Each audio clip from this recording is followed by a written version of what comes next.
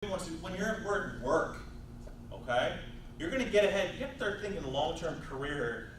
If you want to if you want to take the path of least resistance in life and do as little, you're going to get away with it. But you also don't complain down the road when you're doing the path of least resistance and you're getting results that aren't what somebody else is getting, who's coming in and busting their tail each and every day. So it's all on you. It's no one's fault except for your own, and not a lot of people are going to tell you that, but it's the absolute fact. If you're at work and you're working hard, you're doing the right thing, you have integrity, you're doing the right thing day in and day out, you're going to succeed, you're going to be beyond your wildest imaginations. But if you go in and you're surfing on the internet, if you're not doing what you should be doing, you're going to get mediocre results. Who's to blame? You. Look in the mirror. Not being accountable to your coworkers leads to poor workplace relationships. People coming in late to work, it phases me a little bit because of one reason. It's because the people who are there on time every single day, I'm fiercely protective of my staff.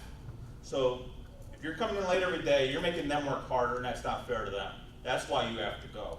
So think about your teams here, and people, though they may, they secretly despise other people coming in late. How many of you don't like it when your coworkers come in late? Especially when you have leadership and managers who don't call things across the board and are not fair, and they let this person get away with it. How do you get away with it each and every day when I'm here on time? That's not fair. Unfortunately, our workforce has hit this level where the bar is so low, they have to keep that person. Why? I have no idea. But that's the way it is. And we need to change that culture in society to where we raise the bar a little bit, because that's totally unacceptable to your staff.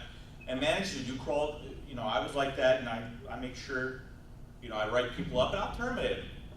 Because it's not fair to employees. You need to be that way. It's not that you want to be a jerk, but you have to enforce these rules across the board. Yes? I got a question about what you just said. Okay, so my job, I work two. So I've been at the farm 6 years, and I've been at Nike since 2016. But like when I got hired, I told them that I've been at the FedEx farm for 4, 5, 6 years, and that I have events where I get out 12, 1 o'clock in the morning.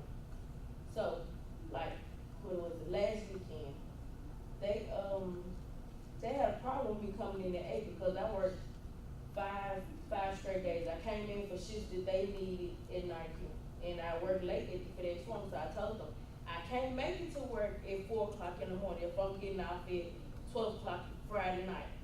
And they said, okay, but then the manager called me and was like, well, Shay, that's a problem because that's making the other person work harder. But you agreed that I can come in at a later time because I came in a couple of shifts for y'all and I got out late.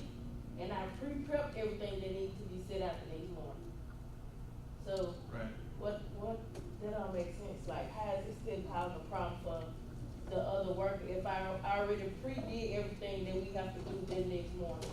I think you need to take that up with your supervisor and Nike, number one.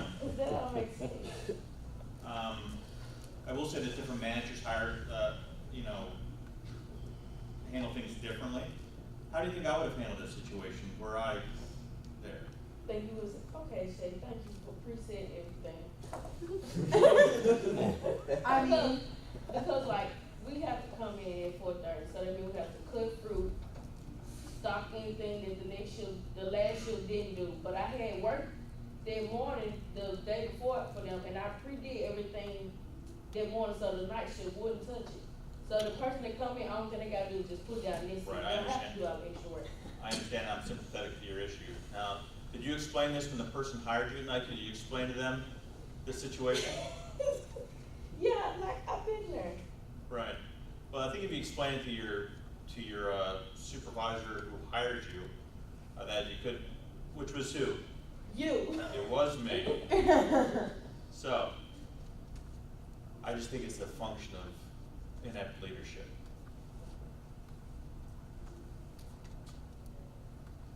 Did I get that one in there all right? Mm-hmm. All right. Any other questions? I would talk to your manager. consistently behaving in a professionally and respectful manner to all. Again, it goes back to treating everyone the same and not having favorites. Now, as a manager, do we have favorites? Oh, yeah. Sure do. Absolutely. Why do we have favorites? It's just how it happens. It's just favoritism. Because they do the right thing day in and day out. And that's the people that you look out for, and that's the people that, as a leader, you make sure that their job, because again, it's an 80-20 rule. Have you heard of Pareto principle?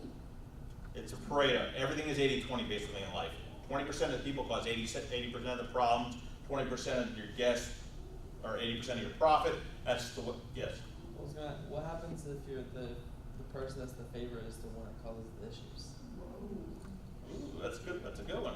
Now, a lot of times that's been the case too, but that gets where it starts to get a little hairy. But managers have favorites is what my bottom line is, and for me, I can't speak for other people, but they're my favorites because they come in each and every day, they do the job, they do it right, and that's not. But also with the flip side of that coin is they don't get preferential treatment either. But I know that I'm not letting them cut corners. Now, if there's other personal relationships that are involved where somebody is getting away with things other people aren't, that's a huge problem. That's something that needs to be addressed. That's why you have to make sure it's professional. I have most of the friends that I have are people that I've started working with and built a good work relationship and over the years, and we're still friends because of that. I judge people by how they work. Because if they work well, I know they have a good person of good character, and that's something I see eye to eye with. We have the same values. Now, if you see that in your employees, yes, we have favorites. It's true. So, and the reason why, there's 20% of the workforce that's causing 80% of the problem, and you wish that 20% would not be there. That's the bottom line. Yes. So if you are, saying, you had made some friends through work, if you, work, say, at a corporate place, maybe like FedEx, and you're starting to hang out with your employees or, just your, people you work with out of the office, how do you, determine when, it's an actual friendship? Because, you need to be professional, and, how do you determine the line? You don't hang out with people outside of work. You don't do that. You make sure that you don't blur the lines between you're the supervisor or not, because the first time you're out and you're having fun, you're drinking shots you lost it, you're done. Now, if you're outside, that's why it's very, very important to not blur any relationships ever, because even when you're, outside of work, I know what happens a lot in the hospitality, people are hanging out outside of work, especially if you're a supervisor, you're going to continue to keep moving up. There's got to be, there's a line in there and you can't cross it. That's why you have to have friends outside of work.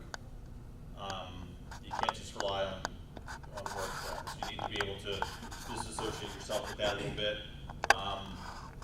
and make sure that the lines are never blurred, where somebody can say, you don't ever want anybody saying anything negative about you or saying you did something, or you talk about people, because a lot of times when we're with friends, we're talking about this person.